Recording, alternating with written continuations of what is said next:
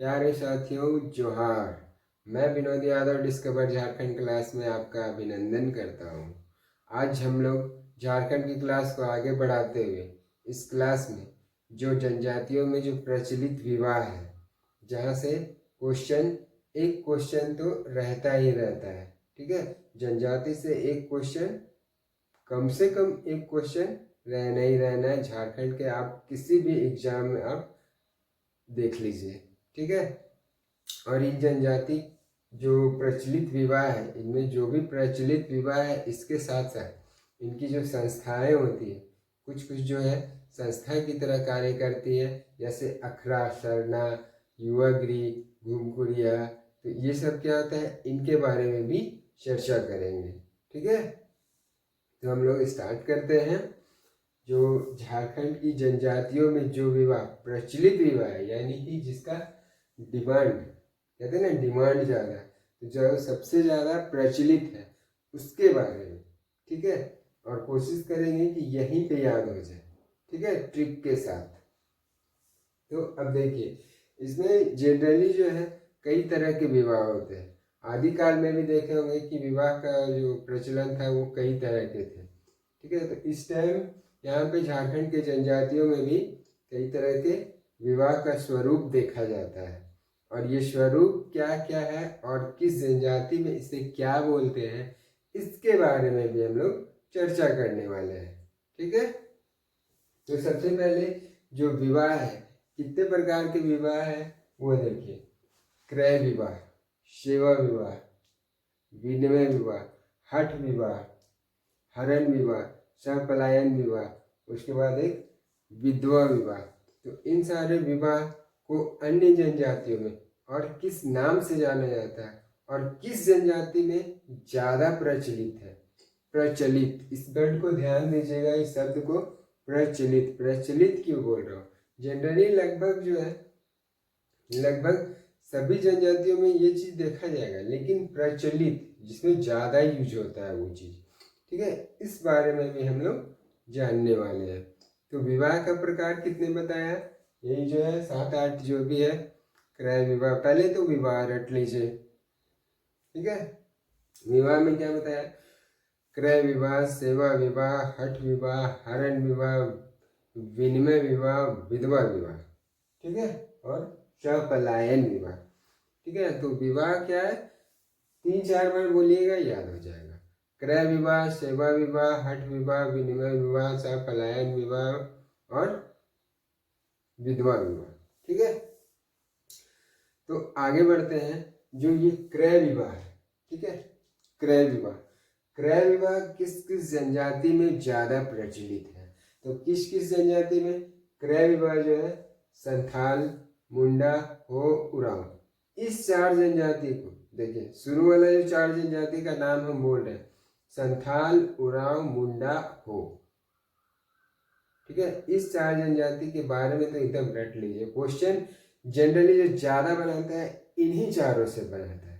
ठीक है, तो इसमें देखिए संथाल, उरांव, मुंडा, हो, ये चारों इसमें आ गया। उसके अलावा खड़िया, बिरहोर, कंवर, खड़िया, बिरहोर, कंवर, इस जनजाति में इस विवाह का प्रचलन देखा जाता है। तो ये विवाह है क्या, ठीक है, ये जो क्रय विवाह है, ये विवाह है क्या, इसमें होता क्या है। आखिर विवाह तो विवाह हुआ, अब जैसे शादी, शादी तो शादी हुआ। अब भाई इसमें भी टाइप्स ऑफ शादी, ये क्या है मतलब, तो इसमें सुनिए क्रय विवाह में क्या होता है।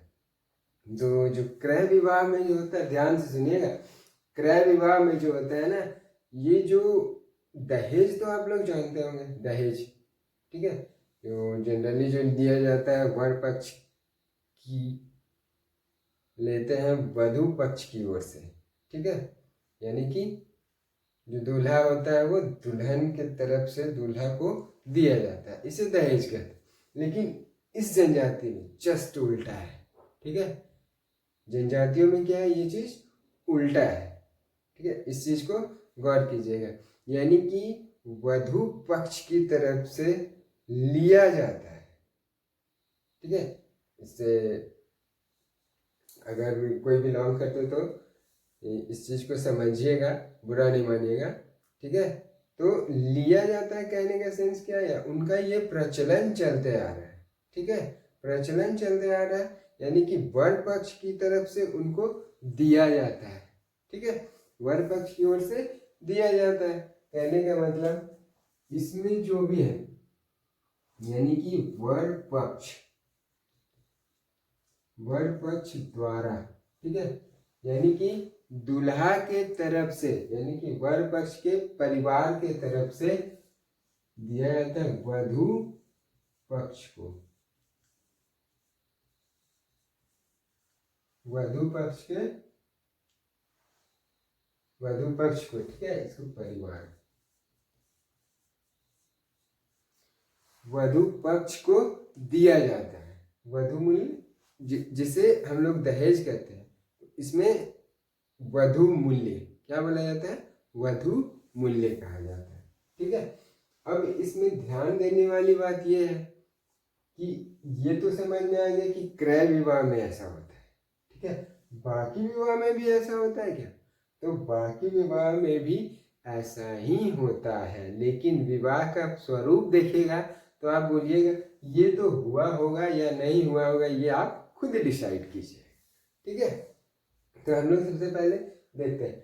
अभी एक चीज और यहाँ पे ध्यान रखेंगे कि ये तो समझ में आ गया भाई, वर पक्ष की तरफ से वधु पक्ष को दिया जाता है, ठीक। अब नेक्स्ट क्या है कि ये जो क्रय विवाह है, तो क्या क्रय विवाह ही बोलते हैं, नहीं, क्रय विवाह संथाल में, खड़िया में, बिरहोर में, ठीक है, इन तीनों जनजातियों में इसका नाम ही अलग है, इसका नाम ही अलग कर दिया, ठीक है।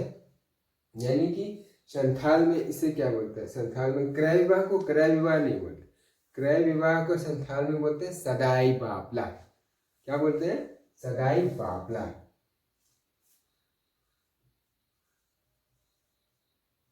सदाई बापला,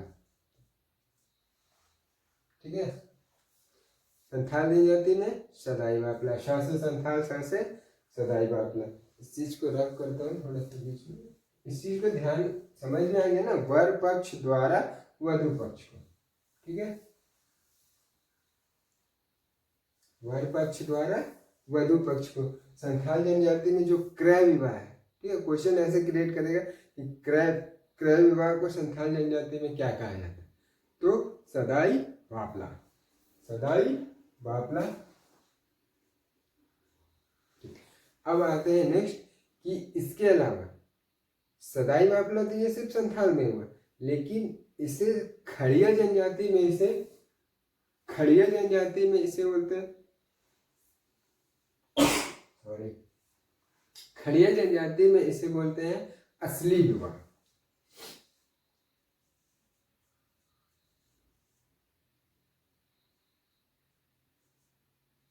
असली विवाह, ठीक है। खड़िया जनजाति में इसे क्या बोल दिया लोगों ने, असली विवाह, ठीक है। यानी कि अगर बोलेगा कि उनके यहाँ असली विवाह हो रहा है, असली विवाह कहने का मतलब ये नहीं कि असली विवाह, रियल में तो विवाह हो ही रहा है, ठीक है, असली विवाह, लेकिन जो विवाह का स्वरूप है, विवाह का जो प्रकार है वो क्या है, वो असली विवाह है। उसमें ये जनरली क्रय विवाह ज्यादा प्रचलित होता है, जो नॉर्मली जो होता है वो क्रय विवाह ही होता है। उसके बाद आते हैं कि बिरहोर में, बिरहोर में इस जनजाति लोग, ये जनजातीय लोग जो है इस विवाह को सदर बापला बोलते हैं। क्या बोलते हैं, सदर बापला।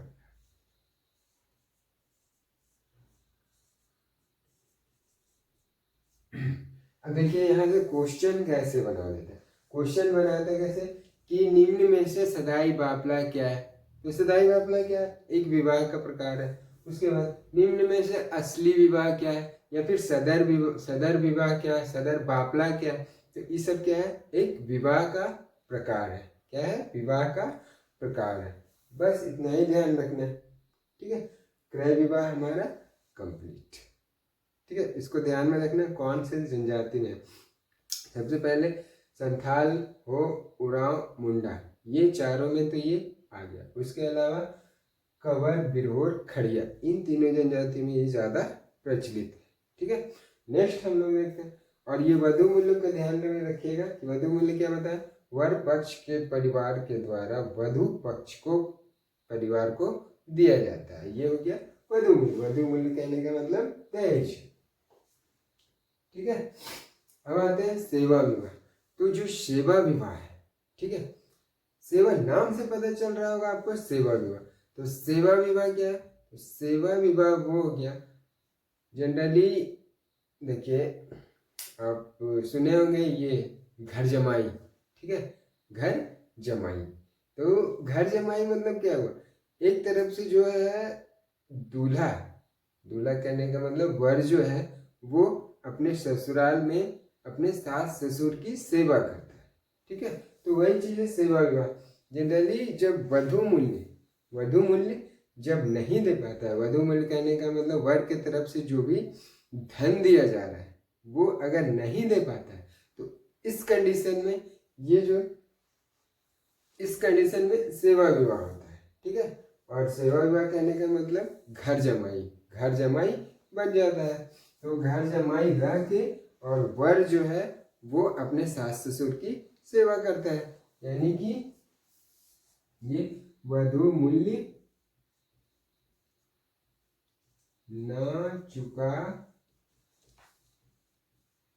पाने की स्थिति में, ठीक है, वधु मूल्य न चुका पाने की स्थिति में वर जो है वो अपने सास ससुर की सेवा करता है। ठीक है, तो ये विवाह किस किस जनजाति में प्रचलित है? तो देखिए यहाँ पे ये विवाह जो है संथाल में प्रचलित है, उरांव में प्रचलित है, मुंडा में प्रचलित है। हो और खड़िया में उतना प्रचलित नहीं है, इसलिए हमने उसको यहाँ पे नहीं लिखा। उसके बाद बिरहोर और कवर में, इन दोनों में प्रचलित है। साथ ही क्या है कि भूमिज को इसमें ऐड करना है, यानी कि हो और खड़िया को बाहर कीजिए और भूमिज को ऐड कीजिए। ठीक है, तो संथाल, मुंडा, उरांव इसमें हो और खड़िया को बाहर कर देना है। उसके बाद भूमिज को ऐड करना है, बिरहोर और कवर, साथ में बिरहोर और कवर। ये था सेवा विवाह। तो सेवा विवाह समझ गए। सेवा विवाह क्या बताया कि वर जो है वो अपने सास ससुर की सेवा करता है, कहने का मतलब घर जमाई बन जाता है। ठीक है, नेक्स्ट विवाह पे आते हैं। तो सेवा विवाह किस कंडीशन में आता है? एक तो जनरली जो होता है क्या बताया कि वधु मूल्य न चुका पाने की स्थिति में ये कंडीशन आता है, या फिर अपने मर्जी से वो घर जमाई बन सकता है। ठीक है, उसके बाद विनिमय विवाह। विनिमय विवाह को आप लोगों को बखूबी पता होगा, एकदम बखूबी पता होगा कि विनिमय विवाह नाम से पता चल रहा है कि विनिमय, लेन देन, यानी कि इस विवाह को, ठीक है, इस विवाह को हम लोग गोलट विवाह बोलते हैं।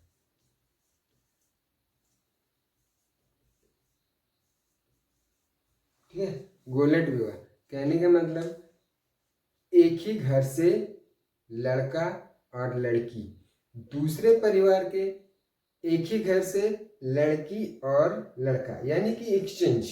ठीक है, जिस घर से लड़के की शादी हो रही है उसी घर से लड़की की भी शादी होगी, दूसरे परिवार में जहाँ शादी हो रही है उसके परिवार में भी एक लड़का की और एक लड़की की, यानी कि एक्सचेंज। इसके घर का दूल्हा वहाँ, इसके घर के दूल्हा का ससुराल वहाँ और उसके घर के दूल्हा का ससुराल यहाँ। ठीक है, यानी कि जनरली ऐसे समझिए कि ये कोई घर है। ठीक है,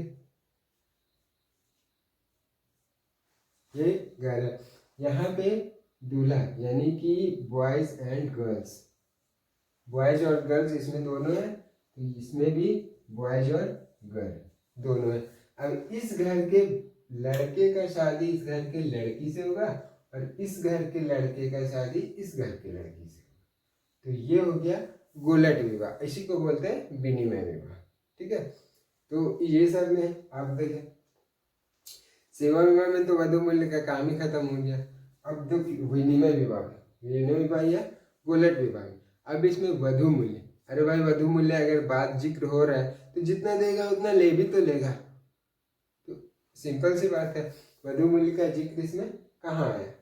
हो भी सकता है, नहीं भी हो सकता है। एक अगर नियम है, कानून है उनका, नियम है उनका जो शुरू से जो चलते आ रहा है, वो अगर फॉलो कर रहे हैं तो ठीक है, नहीं तो लेन देन बराबर, कहानी यहीं पे खत्म।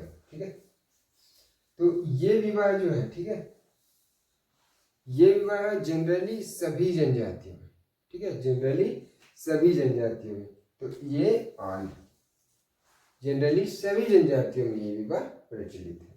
ठीक है, तो इसका नाम याद रखिएगा, गोलट विवाह, या तो विनिमय विवाह लिखेगा या फिर गोलट विवाह। तो इसका ऑप्शन में क्या रह सकता है, एक्सचेंज, विनिमय, यानी कि एक ही घर से और दूसरे घर के परिवार से लड़का लड़की और का एक्सचेंज होना। ठीक है, उसके बाद हठ विवाह। ठीक है, तो हठ विवाह क्या है, तो हठ विवाह जो है, हठ विवाह में होता क्या है ना कि किसी भी कन्या को, यानी कि किसी भी लड़की को, अगर किसी भी लड़की को कोई लड़का पसंद आ गया, ठीक है, किसी भी लड़की को कोई लड़का पसंद आ गया, तो जब वो पसंद आ गया तो वो लड़की क्या करेगी कि उसके घर जाके जबरन रहने लगेगी। ठीक है, यानी कि अब हम यहीं रहेंगे, हम बोरिया बिस्तरा लेके आ गए, अब हम यहीं रहेंगे, यहाँ से जाने वाले नहीं है। तो ये हो गया हठ विवाह। ठीक है, यानी कि इसमें क्या होता है, अच्छा एक चीज और, सेवा विवाह में, इसमें तो जैसे संथाल में बताया था ना, सदाई बापला, खड़िया में असली विवाह, बिरहोर में सदर बापला, तो ये चीज सेवा विवाह में, ये संथाल में है, सेवा विवाह में जो संथाल में है, ठीक है, सेवा विवाह में जो संथाल में बोलते हैं उसे जवाई बापला है।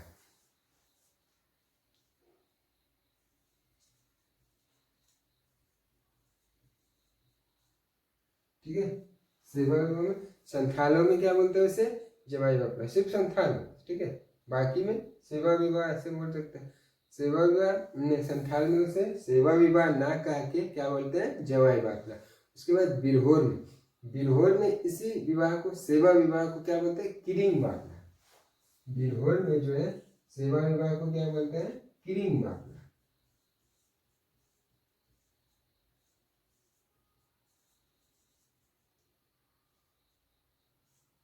ठीक है, किरिंग बापला। अब क्वेश्चन ऐसे बनाया कि किरिंग बापला निम्न में से क्या है, विवाह का प्रकार है, कौन से विवाह का प्रकार है, तो सेवा विवाह का प्रकार है। किस जनजाति में है, तो बिरहोर जनजाति में। जवाई बापला क्या, जवाई बापला एक विवाह का प्रकार है, किस जनजाति में, संथाल जनजाति में। कौन से विवाह का, सेवा विवाह का। तो इस तरह से क्वेश्चन जनरली क्रिएट करता है। ठीक है, उसके बाद आते हैं विनिमय विवाह या फिर गोलट विवाह। तो इसमें सभी जनजातियों में ऐसे ही गोलट विवाह बोलते हैं, गोलट विवाह, गोलट विवाह। ठीक है, उसके बाद हठ विवाह आते हैं। ठीक है, यहाँ तक इरेज करते हैं।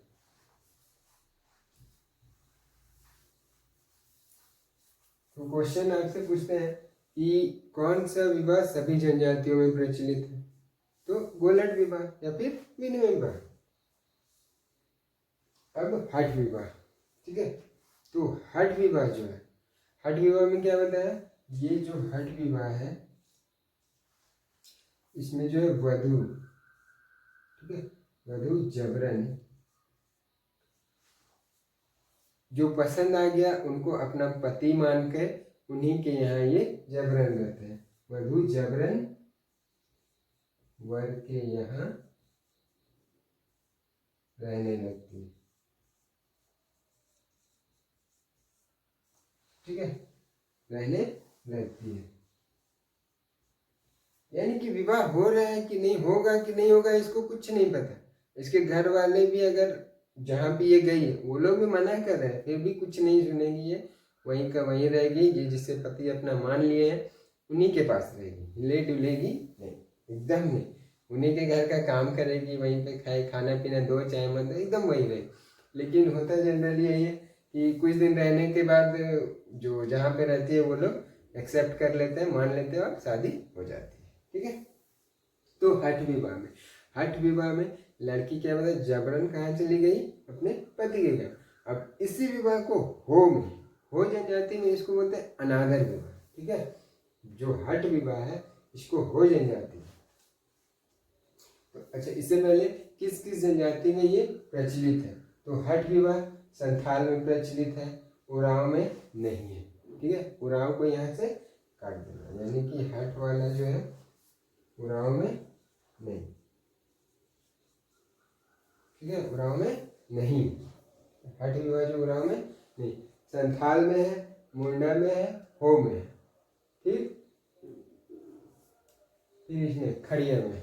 ठीक है, संथाल मुंडा हो खड़िया, संथाल मुंडा हो खड़िया, हठ विवाह संथाल मुंडा हो खड़िया, संथाल मुंडा हो खड़िया। ठीक है, हठ विवाह जो है संथाल मुंडा हो खड़िया, उरांव इसमें नहीं है, उरांव नहीं।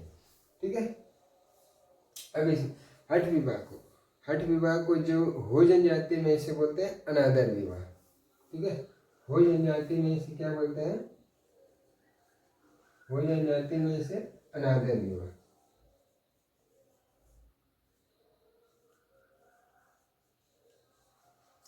हो जनजाति में अनादर विवाह, हठ विवाह को हो जनजाति में अनादर विवाह। उसके बाद बिरहोर में इस विवाह को, कौन से विवाह को? हठ विवाह को, जहाँ पे वधू जबरन रहने लगी है उसमें उस विवाह को बोलते हैं बोलो बाफला। इसमें बिरहोर में। ठीक है, बिरहोर में क्या बोलते हैं? बोलो बाफला।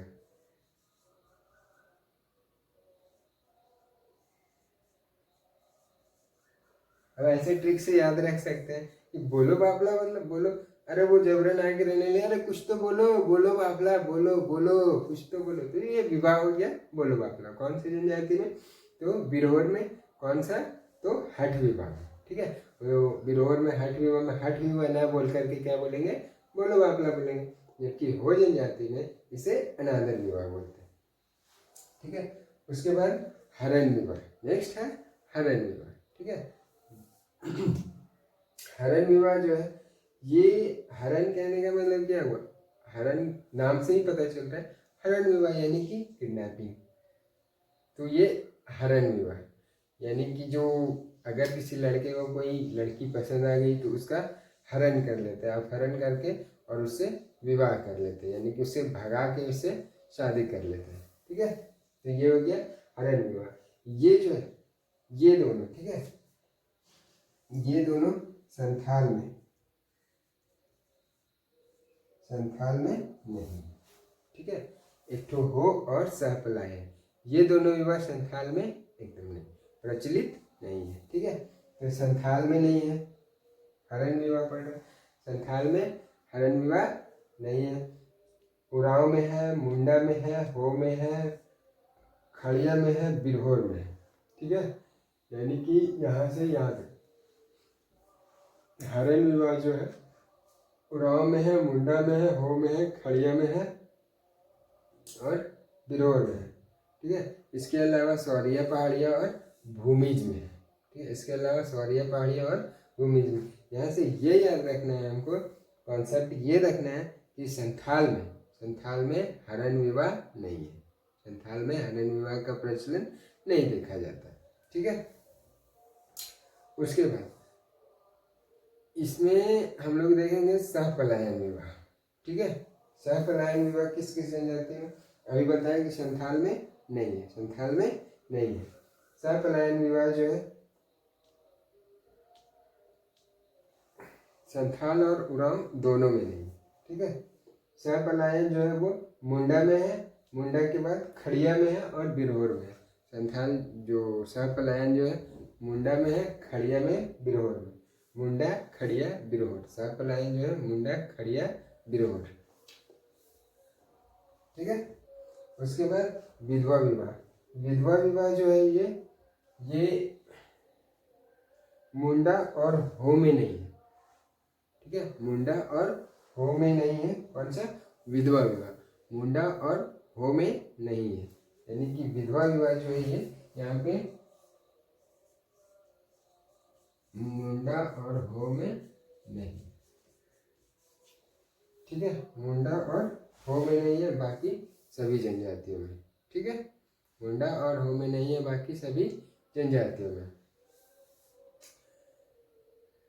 तो एक बार रिवीजन अगर करना चाहे तो पहले कौन कौन से विवाह? क्रय विवाह, सेवा विवाह, विनिमय विवाह यानी कि गोल्लट विवाह जिसे बोलते हैं, उसके बाद हठ विवाह, हरण विवाह, सहपलायन विवाह और विधवा विवाह, ये विवाह था। जबकि विवाह संथाल जनजाति में ये क्रय विवाह को सदाई बापला, खड़िया विवाह को खड़िया में असली विवाह और बिरहोर में सदर बापला, इस नामों से जाना जाता है। क्रय विवाह को फिर से संथाल में उसे सदाई बापला, संथाल में क्रय विवाह को सदाई बापला, खड़िया में असली विवाह, बिरहोर में सदर बापला, ये था क्रय विवाह। और इसके बाद नेक्स्ट सेवा विवाह जो है संथाल में क्या बोलते हैं उसको, जवाई बापला यानी कि घर जमाई, संथाल में जवाई बापला, और बिरहोर में तिरिंग बापला।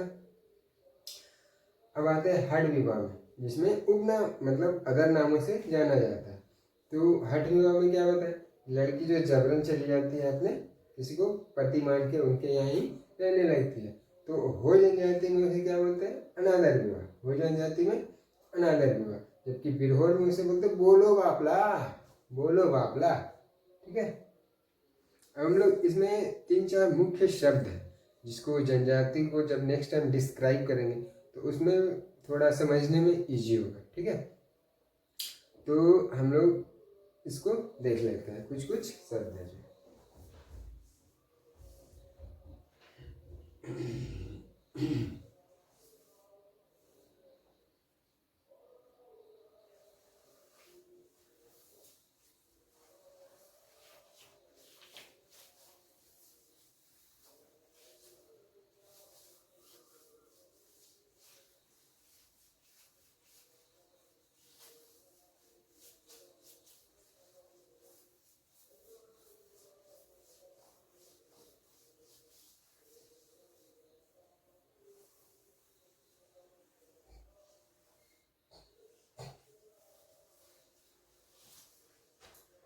तो झारखंड की जनजाति में जो है मुख्य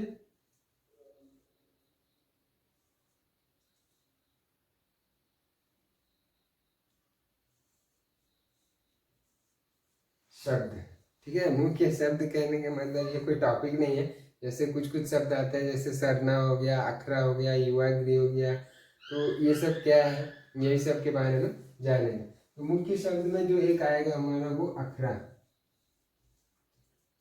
ठीक है, दूसरा आएगा सरना और तीसरा युवागृह।